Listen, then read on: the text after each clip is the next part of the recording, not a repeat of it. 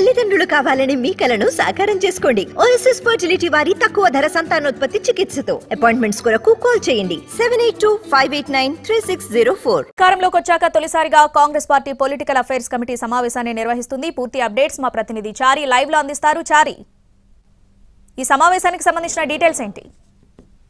మరి కాసేపట్లో గాంధీ భవన్లో పొలిటికల్ అఫైర్స్ కమిటీ సమావేశం ప్రారంభంగా అవుతుంది. పార్టీకి సంబంధించినటువంటి సీనియర్ నాయకులంతా కూడా ఈ సమావేశానికి హాజరు కాబోతున్నారు. మంత్రులు, అలాగే కాంగ్రెస్ పార్టీ రాష్ట్ర వ్యవహారాల ఇన్ఛార్జి థాకరే, ఏఐసీసీ కార్యదర్శి రోహిత్ చౌదరి, విశ్వనాథ్, ఇట్లాంటి వాళ్ళంతా కూడా ఈ సమావేశానికి హాజరు కాబోతున్నారు. కాంగ్రెస్ పార్టీ అధికారంలోకి వచ్చిన తర్వాత మొదటిసారి ఈ పొలిటికల్ అఫైర్స్ కమిటీ సమావేశం జరగబోతుంది. ఈ సమావేశానికి అందరూ పార్టీకి సంబంధించినటువంటి ముఖ్య నాయకులంతా కూడా హాజరవ్వాలని ఇప్పటికే పార్టీ కార్యాలయం నుంచి ఆదేశాలు వెళ్ళాయి. మరి కాసేపట్లో CM Revanth Reddy, deputy CM బట్టి విక్రమార్క, మంత్రులంతా కూడా గాంధీ భవన్కి చేరుకోబోతున్నారు. ఈ సమావేశంలో ప్రధానంగా పార్టీకి రాజీనామా చేశారు. ఎన్నికలకి ముందు అభ్యర్థిత్వాల ఖరారు సందర్భంగా కొంతమంది డీసీసీలు రాజీనామా చేశారు. డీసీసీల నియామకానికి సంబంధించినటువంటి అంశం మీద ఈ సమావేశంలో చర్చ జరిగే అవకాశం ఉంది. దీంతో పాటుగా పార్టీ నుంచి గెలిచినటువంటి ఎమ్మెల్యేలందరికీ కూడా సన్మానం చేయాలనేటువంటి ఆలోచన చేస్తోంది పార్టీ. దాంట్లో భాగంగా ఈ సన్మాన సభకు సంబంధించినటువంటి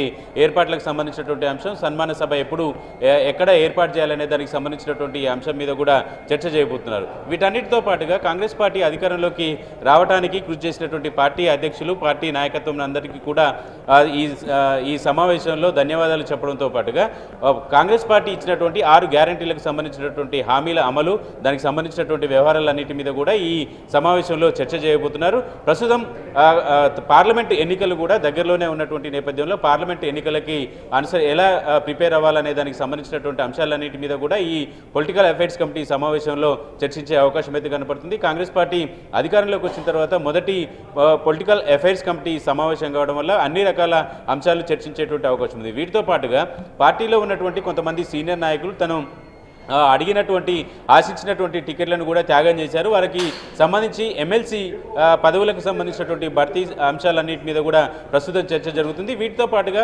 నామినేటెడ్ పోస్టులు కూడా ప్రభుత్వంలోకి వచ్చినాక టికెట్లు ఆశించినటువంటి వాళ్ళు, పార్టీ కోసం పనిచేసినటువంటి వాళ్ళకి ఇస్తామని భరోసా పీసీసీ చీఫ్గా ఉన్నటువంటి రేవంత్ రెడ్డి చెప్పినటువంటి నేపథ్యంలో వీటన్నిటికీ సంబంధించినటువంటి అంశాలన్నిటి మీద కూడా ప్రస్తుతం చర్చ జరిగేటువంటి అవకాశం ఉంది. పార్టీ చాలా రోజులుగా ప్రధాన కార్యదర్శుల పోస్టులకు సంబంధించినటువంటి భర్తీ కూడా ఉంటుందని చెప్పారు. ప్రస్తుతం వీటన్నిటి మీద కూడా పార్టీ పూర్తి స్థాయిలో దృష్టి సారించబోతుంది. పార్లమెంట్ ఎన్నికల్ని దృష్టిలో పెట్టుకొని కూడా దీనికి అనుగుణంగా పార్టీ నిర్మాణాన్ని కూడా మరింత బలోపేతం చేసేటువంటి పనిలో కాంగ్రెస్ పార్టీ ఉంది. దానికి అనుగుణంగానే పీఏసీలో ఈ అంశాలన్నిటి మీద కూడా చర్చించే అవకాశం ఉంది. Right Chari, thanks for the updates.